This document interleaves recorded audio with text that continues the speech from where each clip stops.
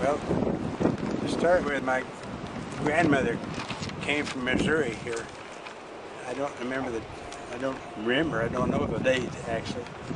But I've heard one guy said she rode in a wagon. She said, I walked all the way. There wasn't no room in the wagon for anybody. And it took over 2 years.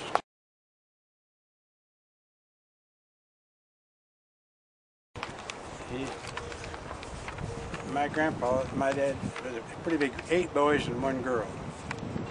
And Trent was the oldest. He got in a fight with a guy. And he was getting the worst of it. And Sam, he grabbed a fence post or a club and hit that guy in the head, and he thought he'd killed him. And he gets on his horse and left the country. That's the first thing you did when you killed somebody. You got out of there. And he came here. Well, he went up to Westfall. It was more of a town than Vail at that time. It's where the railroad ended. Not at Westfall, the railroad Bend. Well, he went there. Well, the guy lived finally, and my dad didn't know how to get a hold of Sam. So he gets on his horse and leaves Oklahoma and comes here and found Sam. And they liked the country so well, the 7 boys came out here, 1 stayed in Oklahoma, Jim. And they all homesteaded and they married women here. And I suppose that fight has a whole lot to do whether I was here or not.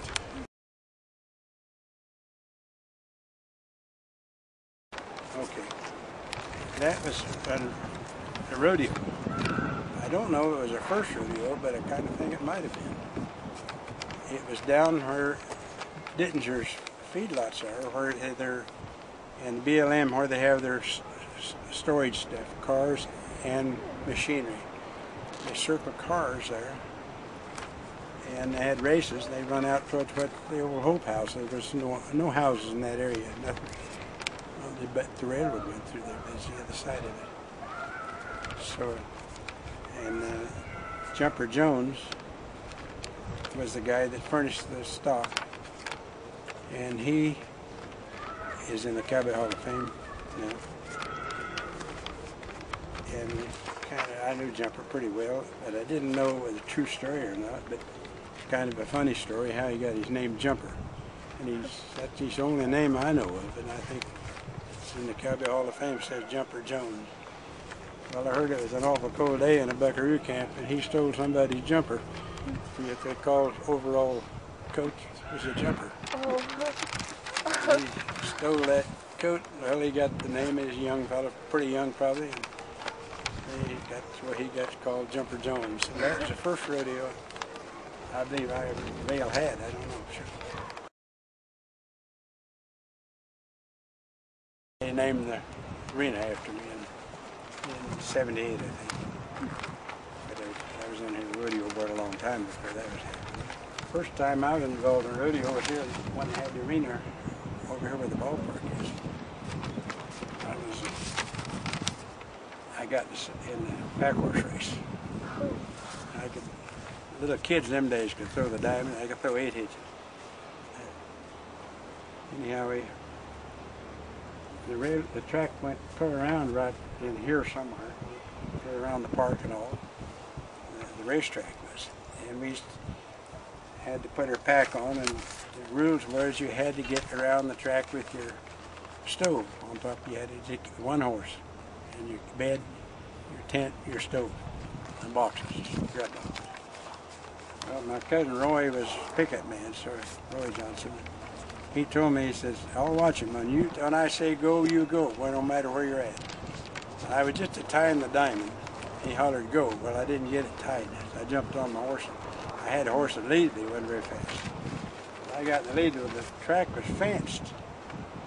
Well, I didn't get very far, and my stove come off. And it bounced, and no horse in the world could pass that stove that bounced behind me about 30 foot on the end of that lash rope. And I got around to him. I was the first to cross.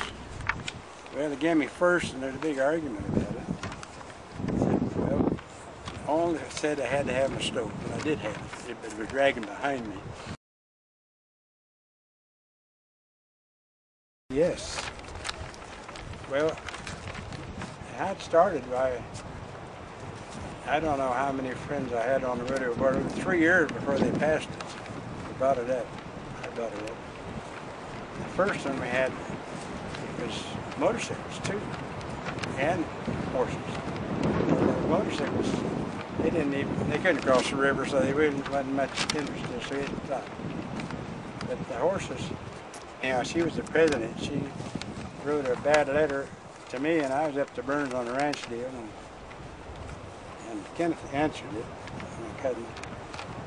And it said in there how backward people was, ignorant people of Vail, Oregon would come off of that mountain and treat a horse like that and cross the river. And it was really a terrible letter. Well, Kenneth answered my letter and signed my name to it. And he told her that the horses, the cowboys were used to the area. The horse was used to it everyday life with him. The cowboys the same. And at the end, he said, "Mind your knitting, ma'am." Well, that year, it was headlines of the Oregon Journal was "Mind your knitting, ma'am. The suicide race goes on." And they was here. If you look up there, you'll see the rim at the top to the right. That used to come down through that rim. My mother died when I was 6 months old, and I wound up with a stepmother that wasn't any better to her kid than he was to me. And I know I was 11 when I left, and I was hired by Dick DeArmond. He had a ranch out here and run a lot of cattle. That was the first time I ever eaten at a restaurant. I was 11. I know I went and asked me, I think everything was up on the wall where you could see what to eat. He asked me what I wanted first, and I said, "Hell, beans will do." And the old Dick DeArmond said, "Give him a steak. He don't want beans." Anyhow, I never went home. I got home that night, and my brother Gerald was born. I'm 11 years older than he is, so I never went home again.